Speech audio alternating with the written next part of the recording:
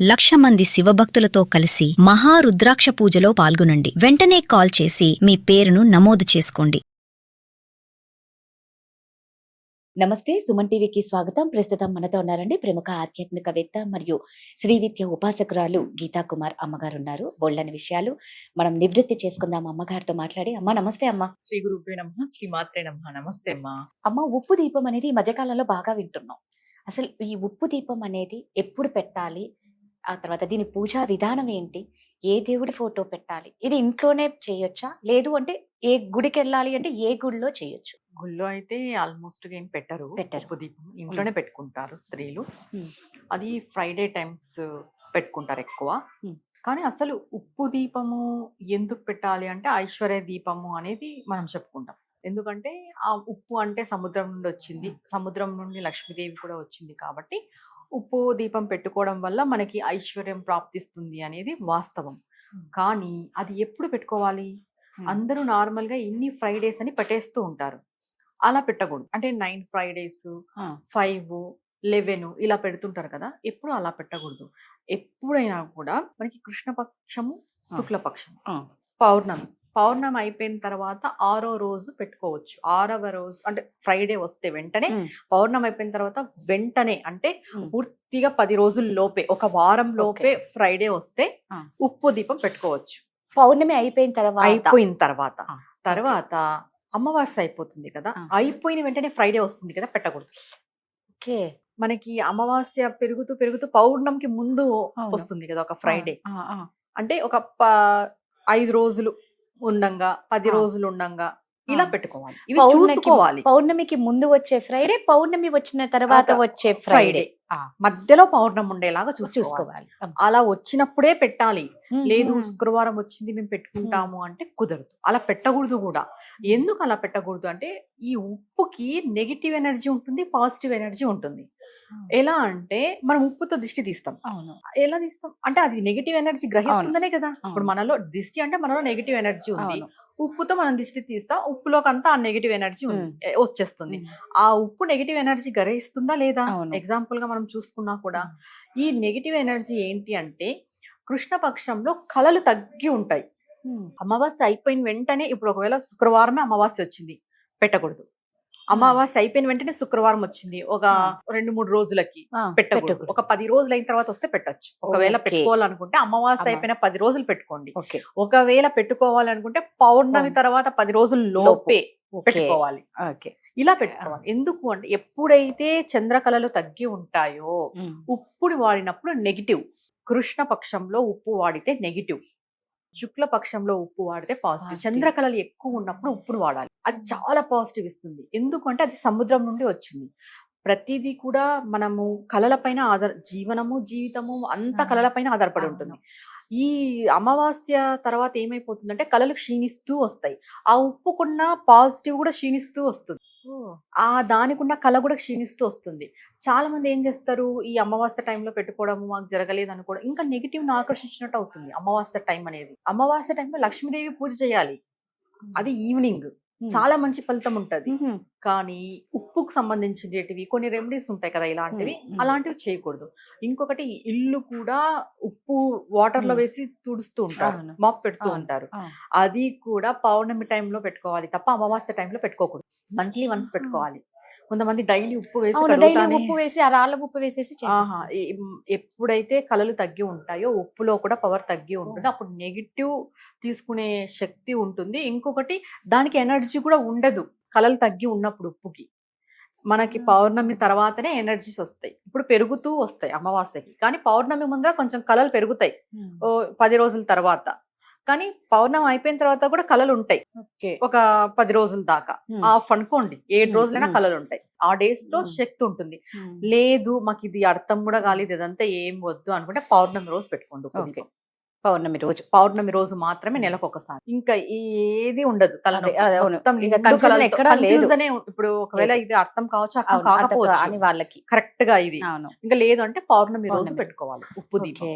ఇంకొకటి, ఉప్పు దీపం పెట్టేటప్పుడు ఒక ప్లేట్ తీసుకొని ఉప్పు, బాగా ఉమ్. గల్లుప్పు రాళ్ళుప్పు ఉమ్. రాళ్ళుప్పు వేసేసి పసుపు కుంకుమ అక్షంతులు వేసి దానిపైన దీపం పెడతారు కదా, ఉమ్. 2 మట్టి దీపాలు పెట్టాలి. ఒక దీపం పెడతారు చాలా మంది, ఉమ్. ఒకటే మట్టి దీపం పెడతారు. అవును. అలా పెట్టకూడదు. 2 ఉమ్. మట్టి దీపాలు పెట్టి దానికి కుంకుమ బొట్టు అలంకరణ అక్షంతలు పూలు అన్ని పెట్టేసుకొని ఉమ్. ఇక్కడ ఉప్పు దీపం పెట్టేసి దాని చుట్టూ పూలు పెట్టేస్తారు కనపడుకోకున్నట్టు. అలా పెట్టకూడదు. ఉప్పు కనిపించాలి. ఉప్పు కనిపించాలి. మరి దీనిని ఏ మూల పెట్టాలి, ఉమ్. ఎక్కడ పెట్టాలి, ఇలా ఏ మూల ఏం లేదు, దేవుడి గదిలో పెట్టుకుంటే చాలు. ఏ దేవుడి ఫోటో ముందర పెట్టాలి? అమ్మవారు అమ్మవారు. లక్ష్మీదేవి ఆ. ఆ పాల సముద్రం నుండి వచ్చింది, మనకి సముద్రం నుండే ఉప్పు అవును. వస్తుంది కాబట్టి అమ్మవారు, లేదు కలశం ముందర, లేదు దేవుడి రూమ్ లో ఎక్కడైనా పెట్టుకోవచ్చు. ఏ దేవతామూర్తి దగ్గర నువ్వు పెట్టేది లక్ష్మి కోసం, సంపద కోసం, అమ్మవారి కోసం కాబట్టి ఎక్కడ పెట్టినా ఏం ప్రాబ్లం లేదు. దేవుడి గుడిలో పెట్టేసుకొని వెలిగించుకోవాలి. ఆవు నెయ్యి వేస్తే వెలిగించాలి. మళ్ళీ దీనికి నువ్వుల నూనె వాడచ్చా అని అడుగుతుంటారు. దీనికి శ్రేష్టమైనది ఆవు నెయ్యి. ఆవు నెయ్యితోనే పెట్టాలి ఉప్పు దీపం. ఇలా ఇన్ని పౌర్ణములు పెడతామని కావాల్సింటే మొక్కండి. 3 పౌర్ణమి, 5 పౌర్ణమి, 11 పౌర్ణమి, లేదా సంవత్సరం అంతా 12 నెలలు, ఇలా మీకు ఎట్లా కుదిరితే అట్లా ప్లాన్ చేసుకోండి.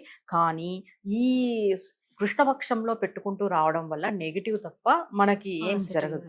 అదే శుక్రవారాలు పెట్టాలి అనేది ఒకటి ఉంది కదా, ఇట్లా శుక్రవారాలు అనేది కాకోకుండా పౌర్ణమికి పెట్టేసుకుంటే సరిపోతుంది.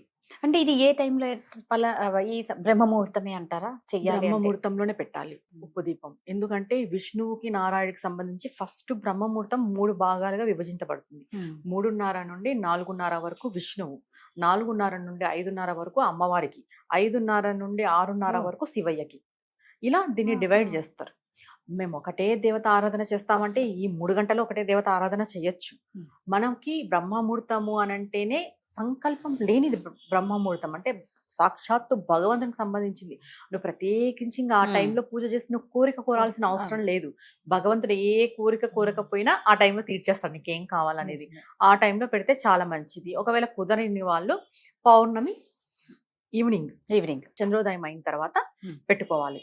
నైవేద్యం ఒకటి, ఏదైనా ఒక దీపం పెడుతున్నాము అంటే జనరల్ గా మన పూజతో పాటు దీపం పెట్టేస్తారు. అది తప్పు. నువ్వు సపరేట్ గా ఒక దీపం పెడుతున్నావు అంటే ఆ దీపానికి నైవేద్యం పెట్టాలి. ఎందుకంటే ఆ దీప జ్యోతిలోకి ఇప్పుడు నువ్వు ఉప్పు దీపం పెడుతున్నావు, ఐశ్వర్యలక్ష్మిని లేదా మహాలక్ష్మిని లేదా అష్టలక్ష్ముల్ని నువ్వు ఆవాహన చేస్తావు, చెయ్యాలి కూడా. ఏదో నేను తంతులాగా ఉప్పు దీపం పెట్టమన్నారని పెట్టేయకూడదు. అక్కడ నువ్వు ఏం కోరుకుంటావు వెలిగించేటప్పుడు, అమ్మ ధనలక్ష్మి ఆవాహయామి లేదా అష్టలక్ష్ములు ఆవాహయామి, ఈ దీప రూపంలో, ఈ దీప స్వరూపంలో, ఈ దీపకాంతిలో మీరు ఉన్నారు, నేను చూస్తున్నాననే భావన ఉండాలి.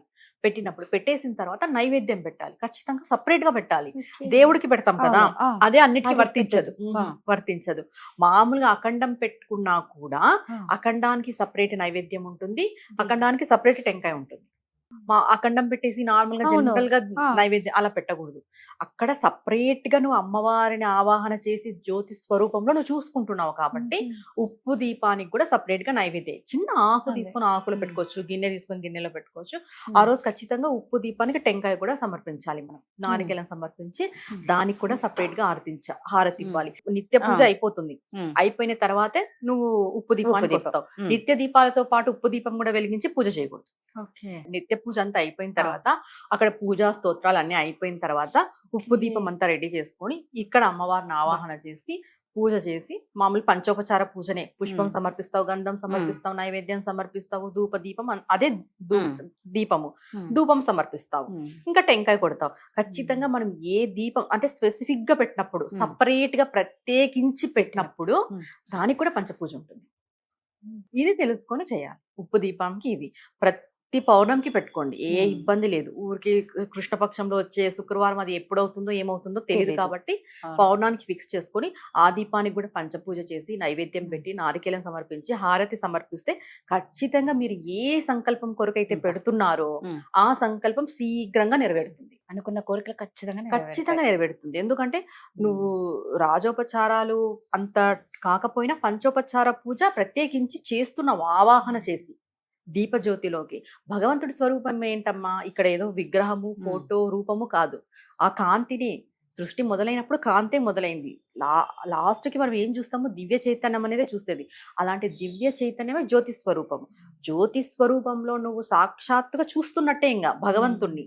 ఎందుకంటే జ్యోతి వెలుగుతుంటుంది కాబట్టి నీకు కళ్ళకు కనిపించేదే అదే నిజమైన భగవంతుడు, జ్యోతి స్వరూపం. ఉమ్. అలాంటిది నువ్వు దీపం పెట్టి ఆవాహన చేసి పంచపూజ చేసి ఉమ్. ఇంత ఇదిగా నువ్వు పూజ చేసినప్పుడు నీ సంకల్పం ఎందుకు నెరవేరదు? Correct. ధర్మమైన కామ్యం ఖచ్చితంగా ఖచ్చితంగా నెరవేరుతుంది. నెరవేరుతుంది. Correct అమ్మా. దానికి ఏదైనా ఉప్పు దీపానికి ఏమైనా స్తోత్రాలు ఉన్నాయా అని అంటే మీకు నచ్చితే లక్ష్మి స్తోత్రాలు, అష్టలక్ష్మి స్తోత్రాలు, లక్ష్మి అష్టోత్రాలు ఇవన్నీ చేసుకోవచ్చు. ఉమ్. ఏమీ లేదు అనుకున్నా కూడా ఒక దండం పెట్టేసి మొత్తం పూజ అంతా చేసేసి మనస్ఫూర్తిగా దండం పెట్టుకొని మీ సంకల్పం చెప్పుకుంటే చాలు. సో ఎవరికైనా సరే పెద్ద కోరికలు, ధర్మబద్ధంగా ఉన్న కోరికలు అయితే ఈ పూజ, ఉప్పు పూజ చేస్తే ఖచ్చితంగా నెరవేరుతాయట. ధన్యవాదాలమ్మా. నమస్తే మా.